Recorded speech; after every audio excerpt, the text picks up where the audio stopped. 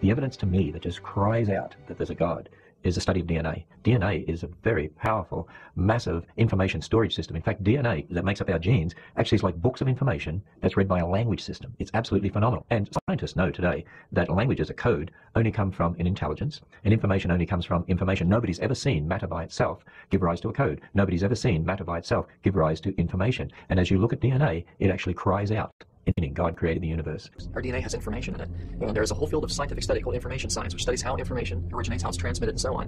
And one of the laws of information science says that information never originates by itself in matter, never spontaneously comes about. Anytime we trace the copying of information back to its source, it always comes back to a mind. And since we have creative information in DNA, that tells me that DNA comes from intelligence. It's not something that could possibly come about through millions of years of mutations and natural selection.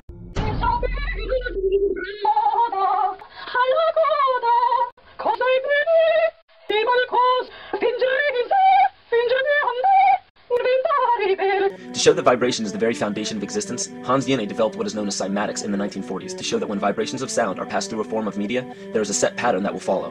When the frequency increases, the media develops into a more complex pattern. We change to a higher note and see a rather more complicated figure.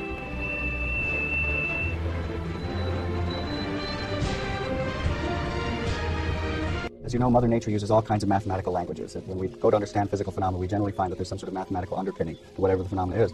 And it turns out, in fact, all of our senses appear to rely on sort of Fourier transforms, that they all seem to use the same mathematics. So again, here's evidence that the brain uses the same mathematics to decipher the sensory world as are involved in the making of a hologram, which is, as I say, not proof, but compelling evidence that something is going on there. Not only that, it becomes easier to describe with mathematics. As you go deeper and deeper into reality, mathematics becomes the only way to describe reality. There's a conspiracy to hide this information that DNA is a Fibonacci, is an exemplification of this number or entity ratio sequence called the golden ratio, the ratio that proves the existence of intelligent design, or the reality of intelligent design of the cosmos. I mean, this is pretty powerful stuff that we're going over. I mean, there's no anthropologist or biologist on the planet who can explain this one. How the sunflower evolved a bunch of spirals in it.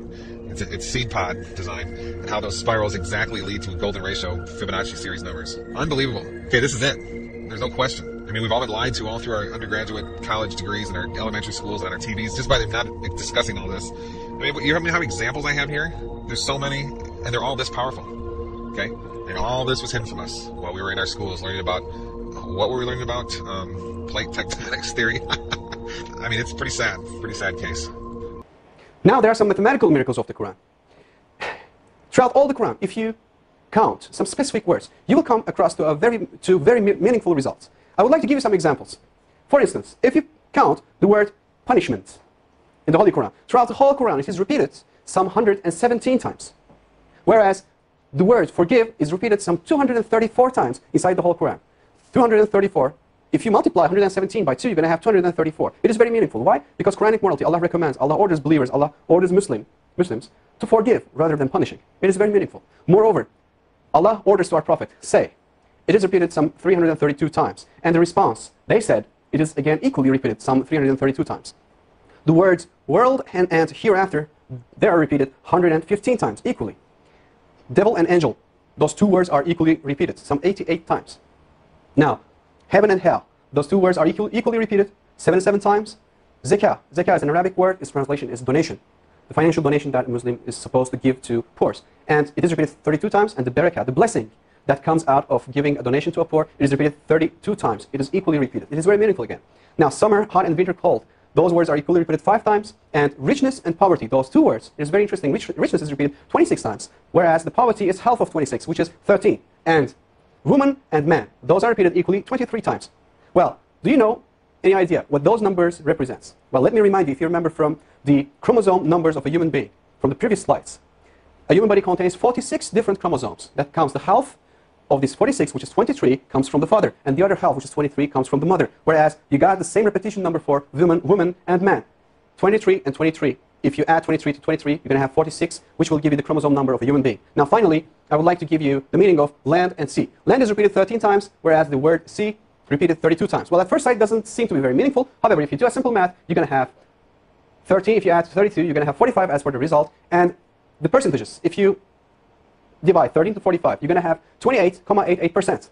And 32 to 45, as for the word sea, you're going to have 71.11%. Now, do you have any idea what those percentages represent? Well, I'll tell you, those numbers will give you all the lands all over the world on the earth occupies 28.88% of the whole earth. And all the seas, oceans, rivers, all the water occupies 71.11% of the whole earth. Now again, these repetition numbers are very meaningful, and it clearly represents us and gives us good scientific evidences that the Holy Quran is word of Allah. And it cannot be, definitely can't be a scripture of a man. This is not possible.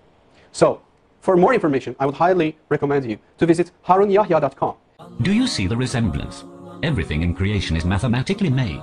The speech of God is mathematically perfect. This proves that the Quran is from God.